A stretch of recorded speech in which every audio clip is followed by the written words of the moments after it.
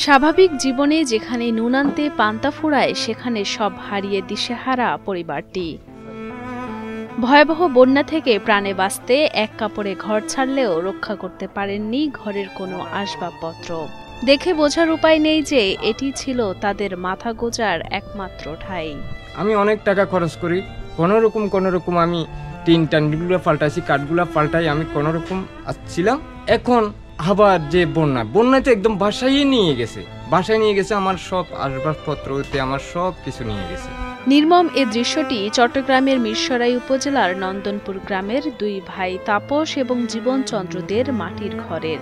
কখনো চাষাবাদ, কখনো দিনমজুরের কাজ করে দিন পার করতেন দুই ভাইয়ের মাথা গোঁজার শেষ সম্বলটুকু হারিয়ে এখন নিঃস্ব দ্বারা। জীবনে তো কখনো মনে করেন আমার উঠানের মধ্যে পানি তো দেখি নাই, আমার বাবা দেখছে কিনা এটাও সন্দেহ আছে। পুরা ঘরটা যে পড়ে গেল এটা আমরা কল্পনার বাইরে ছিল, যে আমরা এখান থেকে চলে যাব বা আশ্রয় কেন্দ্রে যাব, এ ধরনের কোনো মন মানসিকতা কোনো রকমে দেখছি যে আমার এখান থেকে একটু পাটাল দিছে আমি বাচ্চা কাচ্চা নিয়ে। এর পরক্ষণে দেখলাম যে পুরা ঘরটাই পড়ে গেল। তিনজনের কাপড় ছাড়া কোনো কিছু তো নিতে পারেই নেই। আর ভবিষ্যৎ চিন্তা করি বা দিন মজুরের কাজ করি, একটা জিনিস চিন্তা করবেন, দিন মজুরের কাজ করি আর এখন যে মনে করেন 4-5 লাখ টাকা খরচ করি তো ঘরটা করা সম্ভবই না। এখন মনে করেন যদি সরকার আমাদের একটু সহায়ক হয়, সরকার যদি আমাদের একটু দেখে আমাদের একটু দৃষ্টিভঙ্গি করে, তাহলে আমরা একটু কোনোরকম বেঁচে উঠি আর কি।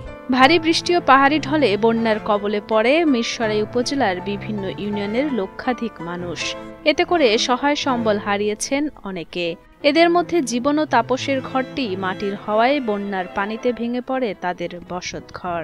কিছু বুঝে ওঠার আগেই কোনোভাবে প্রাণ নিয়ে ছুটে যান আশ্রয় কেন্দ্রে। তাদের মতো এমন অনেকেই ঘরবাড়ি হারিয়ে হয়েছেন সর্বশান্ত। সরকার যেন তাদের পুনর্বাসনের ব্যবস্থা করে দেয় সেই আকুতি জানান তারা। এখন আমার বন্যার কারণে যা ছিল সব মাটির তলে চলে গেছে। এখন কিছু আমার কাছে বাঁচাবার মতো কিছু নাই, যা কিছু আছে এটা তো আমরা এখানে ফোকানি আছে, কারণ আর কাপড় চোপড় যা আছে কিছু আনে মাটির তলে। সহযোগিতা চাইতেছি যে আমার মানে এখানে থাকবার পরিকল্পনাটা, এখন এখানে তো কিছু নাই, মানে খোলা ফিল্ডেতে তো আর থাকা যায় না, এটা একটু থাকবার পরিকল্পনা করতে চাই। খাট, আলমারি, শোকেস, বাড়ির কাগজপত্র, হান্ডি বর্তন যা ছিল সবগুলো খাইনি, কাপড় চোপড়ও খাইনি। একবেলা খাইলে আরেকবেলা খাইতেছি না, ইনকাম করার মতন ক্ষমতা নাই।